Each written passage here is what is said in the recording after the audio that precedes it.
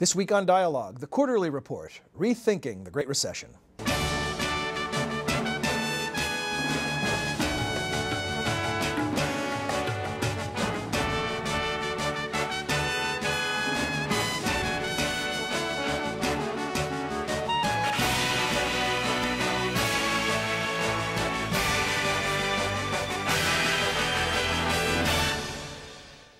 Welcome to the Woodrow Wilson International Center for Scholars in Washington, D.C. I'm John Milewski.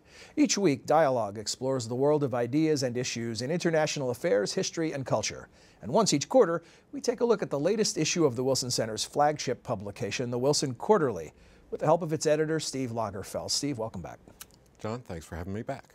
We're also joined by a contributor to the current issue. Robert Samuelson is a columnist for Newsweek and the Washington Post. He's the author of several books, including his latest, The Great Inflation and Its Aftermath, The Past and Future of American Affluence. In the current issue of the Quarterly, he wrote the piece, Rethinking the Great Recession. Welcome to the program, Bob. Nice to be here, John. Steve, tell us about the current issue. I'll hold it up for our viewers to get a look at the cover. Well, John, on the cover, you'll see the 7 million. That's the number of people who are either in jail or elsewhere in the correctional system in the United States. It's a lot of people. And the crime rate has been going down. The incarceration rate has been going up or staying steady. Recidivism rates have not improved ever, really, and as long as we know.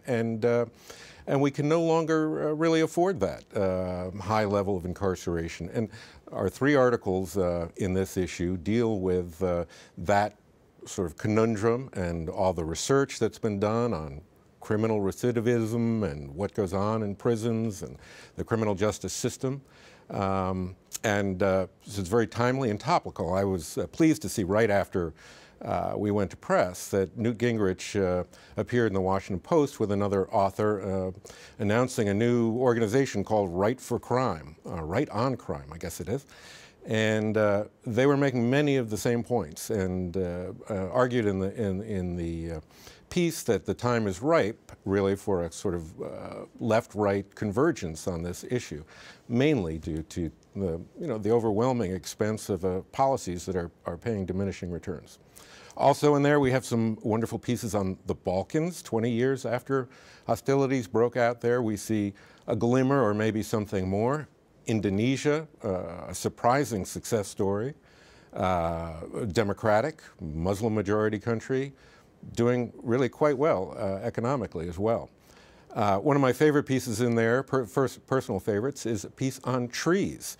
A piece on the new science of the value of trees, and especially urban trees, putting a price tag on how much they supply us in terms of sucking in pollutants, catching rainwater and other benefits, and making us feel better. And this research is having a big impact on the drive to sort of reforest cities. A lot of cities have sort of taken up this research and used it to do work in their own areas. Now, of course, our headliner in this issue is Robert Samuelson. Rethinking the Great Recession. Last issue, we talked about China's economy and how it fits into the global economy. Now we turn our attention again to the economy. I guess I can't get enough of that these days. You've been writing about this for a long time. Maybe too long. Maybe too long. The first thing I want to ask you, Bob, are you comfortable talking about the Great Recession in the past tense? Do you feel we're comfortably into a recovery? No, and I think that the nomenclature that economists use in dating business cycles and specifying periods when the economy is expanding and when it's contracting, and calling the latter recessions and the former business expansions, it's a little bit artificial in the sense that it's totally driven by statistics. And so that if you have a very deep recession, as we had, if the economy begins to come out of the recession but still is in a state of misery, it's called a recovery. It's called an expansion, and that's a sort of an academic term, but we still have 15 million people more or less unemployed. The unemployment rate has hardly come down at all. We lost 8 million jobs during the recession. We've gotten, the last I saw, about 1 million of them back. Something like 40% of the unemployed have been unemployed for more than 6 months. So from a the point of view of most people, the recession isn't over yet. If by recession we mean a period when the economy is not doing very well. It almost sounds as if we apply the terminology to make something chaotic sound more orderly than it really is. Well, economics is sometimes posed as a science, and when it really isn't. Yeah, yeah. Well, you frame this by talking about an American impulse to turn everything into a morality tale.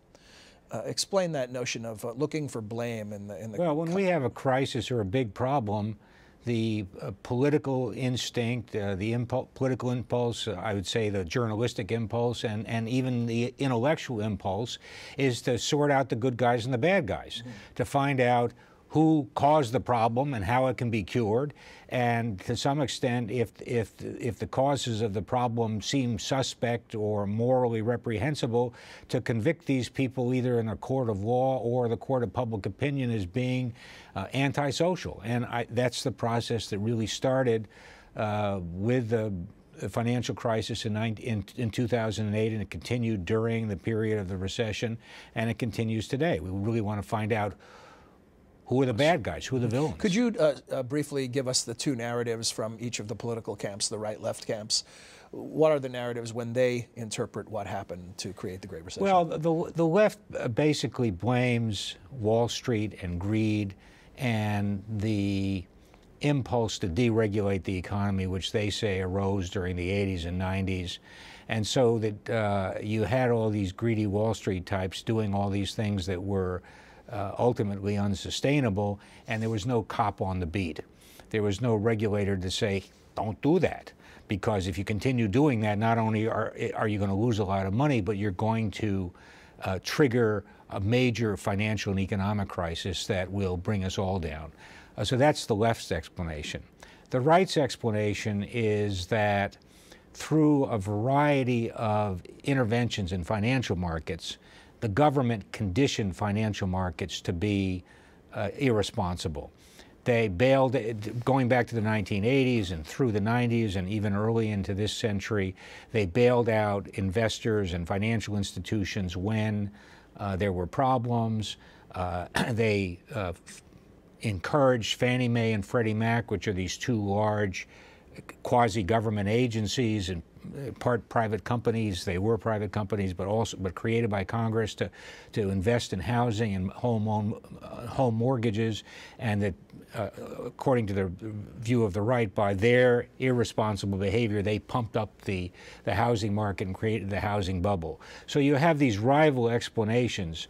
On the left, it's the Wall Street greedy types who were basically not watched by government, who pump up the housing market, issue an awful lot of bad mortgages, which ultimately default, bringing down financial institutions, creating this huge housing bubble, then bringing down financial institutions that invested in these things.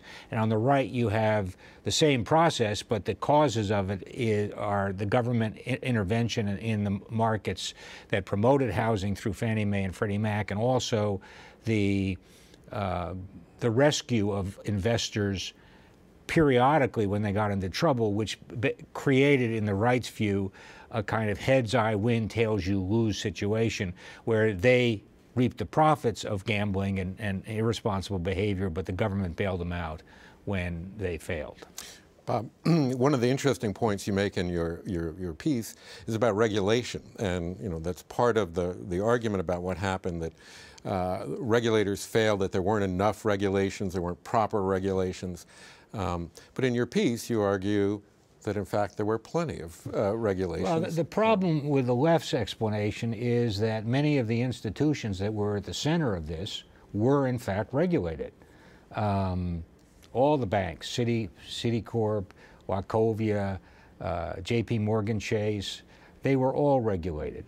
To a lesser extent, the investment banks, Bear Stearns, Goldman Sachs, Morgan Stanley, Merrill Lynch, they were regulated. There was regulation of mortgage. Now, there were gaps in the regulation. There's no doubt there were gaps in the regulations, but there were enough critical junctures in the financial system that were regulated that if the regulators had realized what was going on, they could have stopped this process. It's not as if if you listen to the rhetoric on the left, you would think the entire financial system had been unregulated. had been deregulated, but that just wasn't the case. One of my favorite, I haven't really read much about this, but one of my favorite points about this whole subject is that before the crisis, some of the most troublesome companies, Washington Mutual, Fannie Mae, et cetera, there's a long list of financial companies, were actually favored choice investments of so-called value investors, the followers of Warren Buffett.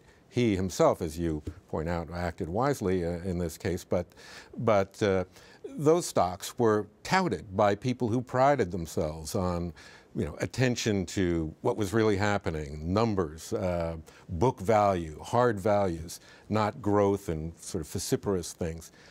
They love those companies, and many of those companies are gone now. This speaks, I think, to our ability to see what's going to happen, to look or our into inability the future. to see what's going to happen. The prevailing view before the crisis was that investing in home mortgages was a very safe investment because you had the collateral of the home to back up, the collateral of the house to back up the loan in case the borrower defaulted. And the notion that existed before the crisis was that housing prices would go up forever. And therefore, therefore it became respectable and responsible to make loans to people who earlier would have been considered bad credit risk, because even if they defaulted, you would have the value of the home to pay back the lender, and the value would go up. There was also a theory that if people took out mortgages that seemed to stretch their ability to pay, they could refinance after 2 or 3 years because the value of their home would have gone up, and it would be a safer loan to make for the lender. So there was a series of propositions that were widely accepted by the people who were lending the money, to some extent the people who were borrowing the money, and also the regulators. The problem was not that there was no regulation. It was that the regulators believed the same optimistic stories that the people that they were regulating believed. In the piece you write that it wasn't the absence of regulation, it was that regulators were no smarter than the regulated. Yeah, and that is one of the problems with counting on regulation to bail you out. Well, let's be equal opportunity deconstructors here now that we've taken away the central premise of the left's argument. You also say that this notion that the government made me do it is an even weaker argument. I don't find this very persuasive, because the argument is that somehow the government protected investors against losses and therefore conditioned them to become reckless as opposed to kind of prudent and risk averse. Well, if you go back and look and ask, when did the government bail out investors, you don't come up with very many instances when this happened. It is true that in the 1980s, in 1984, the government bailed out Continental Illinois, which was at the time was the 7th largest bank. But the shareholders lost 80% of their value in that. The managers got kicked out. So although it was true that the institution was saved, the people who had invested in the institution as shareholders and the managers who got their livelihood from it, they lost out completely.